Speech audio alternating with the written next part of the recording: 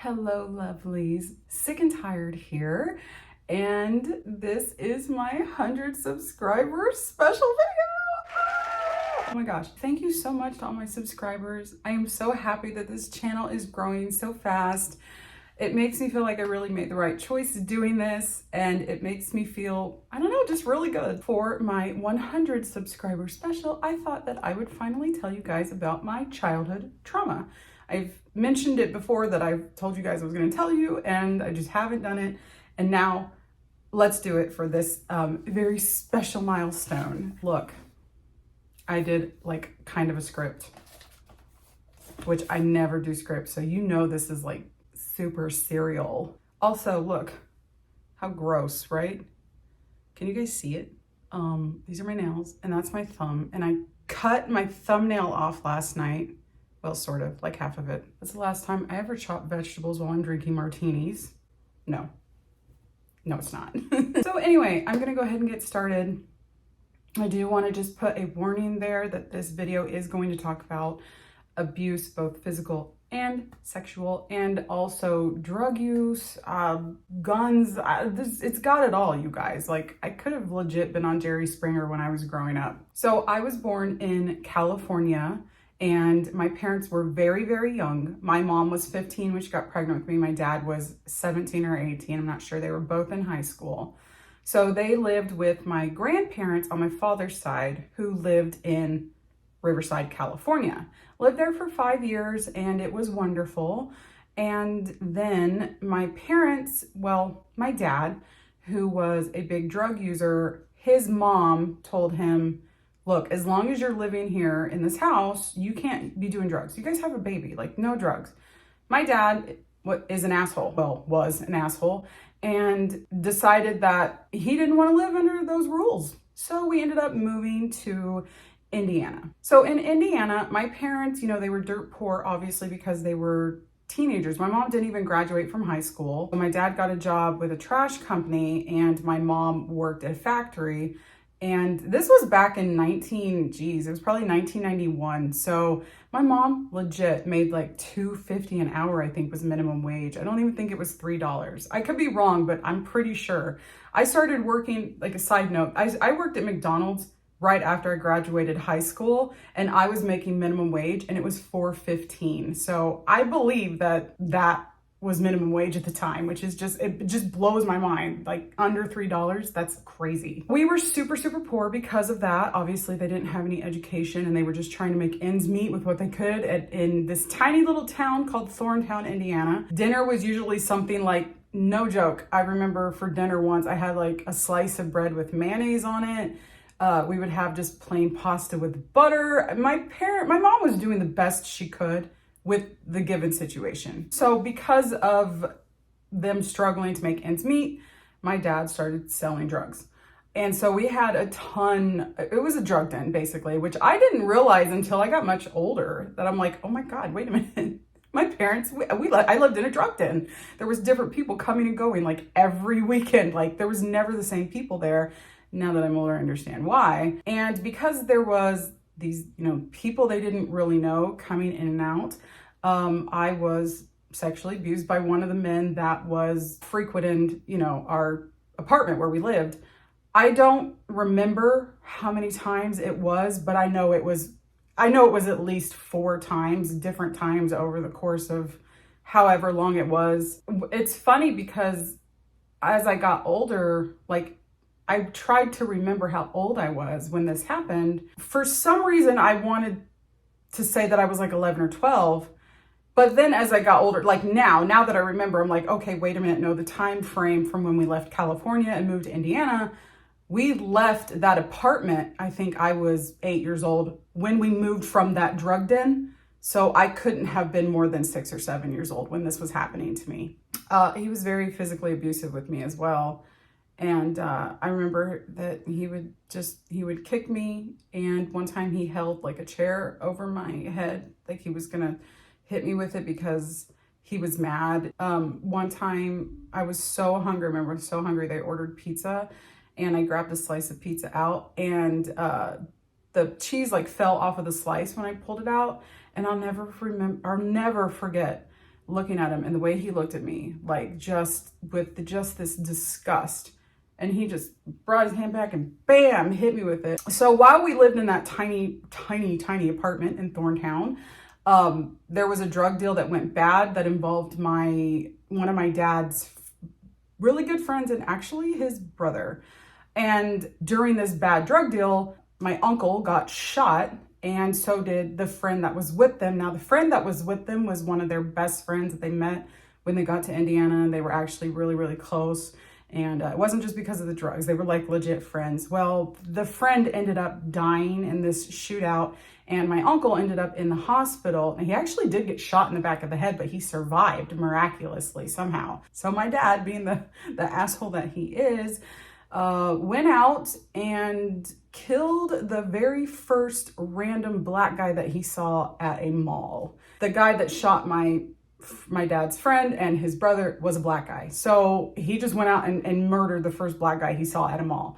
This guy had nothing to do with the situation. He was just like a cook, like in the mall at a restaurant, just a random guy. He was just outside for a cigarette break. My dad just walked up and just shot him right between the eyes, point blank. So my dad was sentenced to 1 life sentence in prison, which I know way too much about prison. And I knew way too much about prison at a young age, which is really sad and it's in and of itself. So my dad was sentenced to 1 life sentence, which is 25 to 30 years. My family just up and left that apartment in Thorntown where this happened. Life just kind of continued there for a little bit. My mom ended up getting remarried, and we moved to Las Vegas because my dad was in construction. So from now on, my dad is my stepdad. I call him my dad. So if you get confused, I'll be calling my dad my stepdad, my dad, and my real dad, Mike. Okay, so my dad worked in construction, so we ended up moving to Vegas because there was a lot of construction opportunities there. My dad actually helped build the Cleveland Clinic, which his daughter ended up being a patient there one day. That's kind of ironic, right? Now, I was about probably 14 because I had just started high school. My dad started to show signs of aggression, and I didn't know it at the time, but now I know that my mom and dad both started using drugs, and they were doing like hard drugs. So my mom has always had trouble with alcoholism, and she was always a really heavy pot smoker. And my dad was kind of the same. He was a really heavy drinker, but they both started doing speed. It was just little things, and over time there was this huge blowout where he actually started like pushing my mom, and he pushed her around outside. He chased us down the street, and we ended up having to walk to a 7-Eleven. Now, I was in high school. I think I was a senior at this time, actually. And I was walking, and I seen a group of girls that went to my high school. And my God, they were so sweet because I was terrified. And I'm thinking, oh my God, they're going to make fun of me. Because I wasn't popular or anything. I didn't really know anybody. And they did not make fun of me at all. In fact, one of them were like, Sam, are you okay? And I was just like, yeah. And I had like tears running down my face, and I'm just like trying to keep my head down, and I'm just walking. I've got no shoes on. I've got no bra on. Okay. I was wearing a crop top. My younger sisters and my younger brother, they were all of us there. This family is walking down the street as fast as they can with no shoes on to 7-Eleven. Of course, my mom and dad, they patched things up. I don't really know, whatever. My parents still struggled a lot with fighting. They fought in front of us kids. They said terrible things. It was terrifying. I was always scared. My brother was always really scared. And my sisters, I think they were kind of too little to really know what was going on. But there was this big blowout eventually, which kind of ended up changing the course of like everything between my mom and dad after this. My dad, out of nowhere, I don't know what happened or why the fight started. My whole family's there. My grandparents are there on his side. My dad goes and he gets a gun, and he locks my little sisters in the bathroom upstairs and tells them not to come out and tells them that everything's going to be all right soon. My God. My mom screams up to me to call 911. So I run and I hide in the closet and I call 911, and I have no idea what's going on. So I called 911, hiding in the closet. At some point I came out and I looked outside and I saw my brother at like the neighbor's house. I had no idea where anybody was, but the police came, they arrested my dad. So he had ended up kind of putting my mom in like a chokehold or whatever, and had the gun up to her and was telling her he was going to kill her. He was going to shoot her. His parents were screaming for him to stop, all this kind of stuff. So my dad got arrested. and ended up going to jail. And then he had to do some sort of, I don't know, community service thing or whatever. And he can't own a gun still to this day. My mom ended up leaving, and we moved back to Thorntown, Indiana, because that's where, you know, her sister lived, and that's kind of just where she knew and was most familiar with.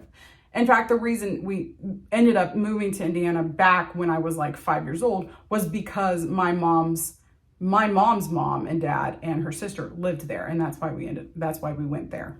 And I'll never forget, this is just kind of a personal feeling that I had. I'll never forget how strong my mom seemed in that moment. I did not have any respect for her kind of at this point, because these men throughout her life constantly abusing her child, you know, yelling at her, emotionally abusive, physical, all this kind of stuff. And she always went back.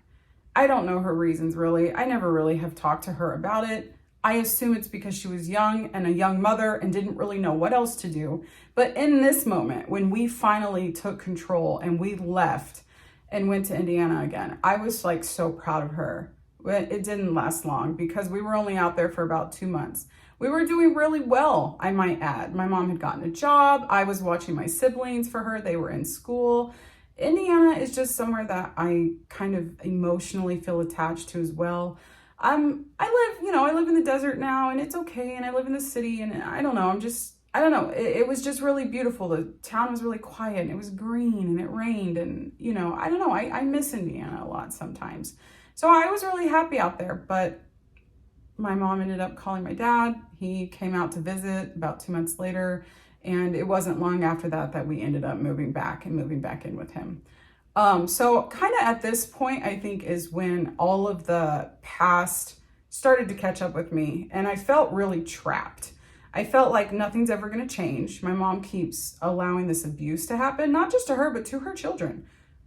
This grown man chased her and her children down the street, barefoot, screaming at them that they were going to kill them, waving guns around. My mom is allowing this to continue to happen.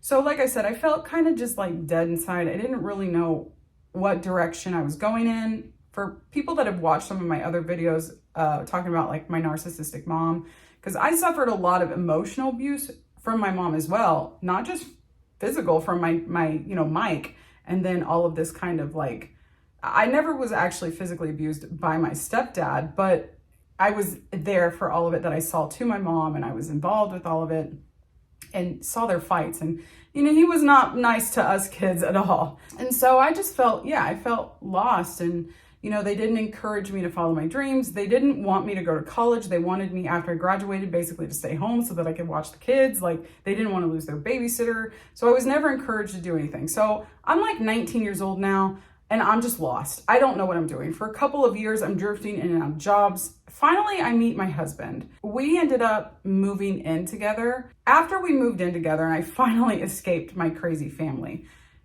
which was hard in and of itself, because my mom was constantly calling to ask me to come over and watch the kids, come watch your sisters, take your sisters. I need you to run this errand. I need you to run that errand. She was constantly wanting me to come back to the house. And it's like, I wanted nothing to do with just that toxic life that I'd had. It's so funny too, just on a side note, that I remember when I met my husband, I thought that the life that I had was normal, because I was very socially, I had absolutely no friends at all, except one in high school. I didn't go to anybody else's house. I didn't go to sleepovers. I never really did any of that.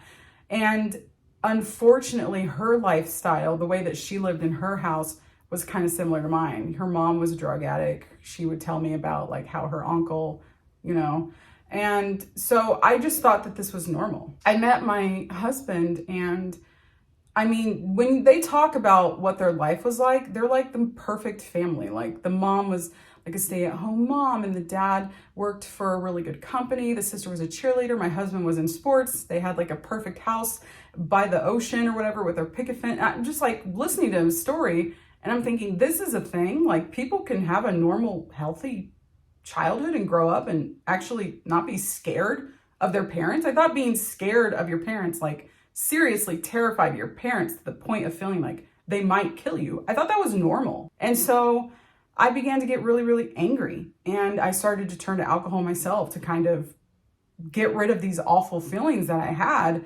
because I was starting to realize that, oh my God, you know, I'm so sorry. I was robbed of my childhood. I was, from the age that I was like 5 years old. Yeah, I was robbed of my innocence, of my childhood. And I grew up thinking that violent parents and you being scared for your own safety in your life, I thought that was a normal feeling. And my husband didn't know anything about my childhood. And so I grew angry. I started to drink a lot. And I started to actually get kind of violent with my own husband. It was like everything my parents were I was turning into. I was becoming like they were. And finally, I broke down and I just told him everything. And then from that point forward, he was really adamant about us being really open. First of all, I can't believe he didn't run away screaming, because this is a lot to take in for somebody, especially we were young. I was 21 years old when I met him, 22 when we moved in. He was 24, 25.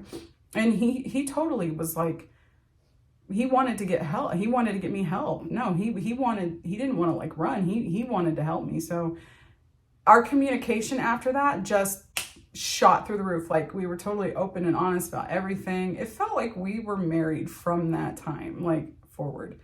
If I didn't have my husband, I don't know where I would be now. Like, seriously, if I would have never found him, let's just say that we weren't even married or dating. Like, if I did not find this person in my life, I have no idea where I would be right now. And so I'm always saying, like, he saved my life, and I'll be forever grateful to my husband in that sense. And so since then, as I've grown and kind of had to like face all the bad stuff that happened, it's almost like I have all these little nuggets in my memory that I just remember and uncover, and I'm like, oh my God. And seeing how my parents treated each other and versus how I see how me and my husband are, even how I see my sister and her husband, and then seeing now that I have a daughter who's 10, and seeing how like my parents raised her, or, you know, raised us kids versus how me and my daughter and the life that we have, like, it's almost like I never stopped being completely flabbergasted by the way that I was raised. I'll never get used to it. I'm really sorry. So is that everything that I can remember? No, not really. It would be hard, impossible probably, to fit everything in this little video, but sorry, I'm a mess now. Those were like the main things, the main traumas. So as for today, where I'm at now, where everybody's at now, I talk about my mom a lot, and you would think you'd be like, well, why aren't you talking about like all the damage your dad did and your stepdad and all that? Me and my stepdad, we're not super close even to this day. I don't really talk to him a whole lot. There's no animosity between us, honestly, because he actually did do something that my mom has never done. And that is, he pulled me aside and apologized and said that he was sorry. He was struggling with anger and drug use, and he's clean now. And he's actually, you know, he's a Christian now, and he kind of used God as a way to get his life back on track. And there's never been any incident since then. So my dad did a whole 180. He really did work on himself. And I think the reason why I always drag my mom a lot is because she's never owned up to any of the mistakes that she's made, or owned up to her part in, you know, kind of the damage that she's done to not just me, but to her other 3 children. In fact, she's like doubled down on it a lot of times and saying that, you know, oh, you guys are fine. She was a toxic person too. She used to tell me all the time when I was growing up, you know, oh, you'd be so much prettier if you lost weight. Oh, your boobs are really gross. You should get a boob job. Your ass is really fat, and just all this other really negative stuff. I don't know why you would talk to your teenage daughter that way, because this was when I was in high school. It was like my mom was really anal about my weight in high school and my body. So I was no more than 15 or 16, and my mom, my own mother, is telling me that I need to lose weight and get a boob job. A lot of that animosity that I have towards her is stuff like from that she's never told me, owned up and said I was wrong. And when my mom always tries to claim like, well, you guys are fine, you all turned out okay. We absolutely did not turn out okay. I've shared before that I suffer from severe depression. I suffer from post-traumatic stress disorder. I have panic disorder, and it's stuff that I still now am working on. As a 40-year-old woman, I am still working on all of the damage, trying to not undo it. You can't really undo it, but you can be strong enough to, you know, kind of put it behind you. And I'm still working on it now. My brother, God bless my brother, he probably suffered mentally the worst from everything, because a lot of the times my dad took out a lot of his anger on my brother. I think because he was the only boy in the family. So my brother, he is strung out on drugs. I haven't seen him in probably 10 years. He went to California. He has really bad anger issues. He has really bad mental health problems too. And so my brother is not okay. My middle sister is probably the most put together and the one that probably came through the most unscathed. She does suffer from some anxiety, and she and we talk about all this kind of stuff all the time. And even though, like I said, she's the most mentally fortified, I'd say, out of the four of us, you know, she still does discuss this stuff with me, and she still remembers vividly the stuff that happened between my mom and dad. And so my baby sister, she also is very depressed. She's bipolar. She suffers from struggling with like alcoholism and stuff like that. So no, Mom, your children did not turn out okay. I'm sorry. You have to take responsibility at some point for all four of your children suffering from these mental health issues. My mom has made, you know, kind of backhanded comments at me about the way that I raise my daughter. And whenever I get kind of upset with the things she says, I always try to remember, you know what, maybe I don't do things perfect. And there's probably a lot of things I could do better. But there's one thing that my daughter has that I never had, and that's safety. I was never safe with my parents. Their daughter was raped at a young age. My mom let my dad beat me as a child. She let her, you know, her new husband push her around and chase her children around and wave guns at them. So no, I'm sorry. My daughter is safe. And that is the most important thing to me. And she is loved. And that is very important to me too. That wasn't important to my mom or my dad. So my real dad is dead. It's not funny. It's just very ironic, actually. My father served his term in prison, and he got out 2 years ago, I think was when he got out. My dad joined a motorcycle gang. He started doing drugs, by the way, which a lot of us were like, shouldn't your parole officer be stopping that? But the parole officer thought that we were being too hard, us. We were being too hard on the ex-murderer. Well, apparently we weren't, because my dad went and got himself killed in a shootout with a motorcycle gang. Live by the sword, die by the sword, I guess. My parents are still married, and they have a very shitty marriage. Not a lie. They have a lot of problems, and I'm not going to talk about it, but it's not good. So I think that's about it. I took some notes here, and I kind of wanted to just close out by saying, you know, I am not somebody who's very strong. I'm very fragile. I still fight every single day. But the one thing that I will say to you is that if you're like me, or you're listening to this story and maybe you're like, whoa, I can relate. There is hope. There really is. You can get help. I was very, very far down there. I still have my suicide notes in my side table drawer as a reminder of where I was.